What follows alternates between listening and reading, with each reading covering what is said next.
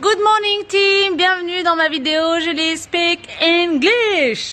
Dans ma vidéo aujourd'hui, je voulais vous donner une nouvelle clé qui va pouvoir quand même changer votre manière d'apprendre, votre façon d'apprendre à parler anglais. Alors personnellement, j'avais tendance toujours à transférer les mots qu'on me disait ou les mots que je lisais en français, je traduisais ma phrase en français et après je pouvais essayer de la comprendre en anglais et après je pouvais essayer en français de composer ma phrase pour répondre à cette question et après la translater en anglais pour pouvoir y répondre.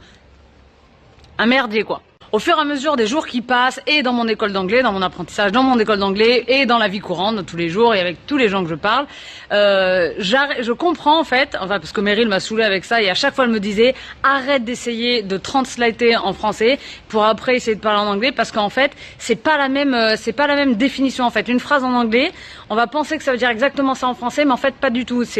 Pas du tout, mais des fois ça veut pas exactement dire pareil. C'est surtout qu'en fait j'avais l'habitude de faire du littéral. Je traduisais mot par mot pour faire une traduction en française mot par mot et du coup je me rendais compte qu'il y avait quand même un petit truc qui clochait à chaque fois. En fait ça clochait à chaque fois parce que les expressions en anglais ne sont pas les mêmes qu'en français. Et oui, pour faciliter la tâche. Alors bien sûr, je vais vous donner un exemple. Premier exemple, je vais en donner qu'un parce que j'en connais pas 36 000 là de tête. L'exemple c'est par exemple look for. Look for en anglais, donc ça veut dire chercher.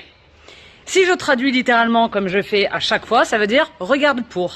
Chercher, regarde pour. Bon, dans l'idée, ça veut peut-être dire un peu le même truc, mais littéralement, ça ne veut pas dire la même chose. Donc la clé du jour. Et la clé du jour, c'est d'arrêter de traduire littéralement, d'essayer de faire mot par mot pour essayer de faire la bonne phrase. C'est pas possible. Il faut essayer, du moins, en tout cas, c'est ce que je mets en place aujourd'hui. J'essaye de ne pas faire du littéral, j'essaye de ne pas traduire, j'essaye de comprendre l'idée en anglais. Et c'est pas évident, mais c'est l'idée qu'il faut s'en faire. Et c'est l'idée, c'est le truc qu'il faut essayer de mettre en place, d'arrêter de faire du littéral, de la traduction littérale. Ça, c'est la clé du jour.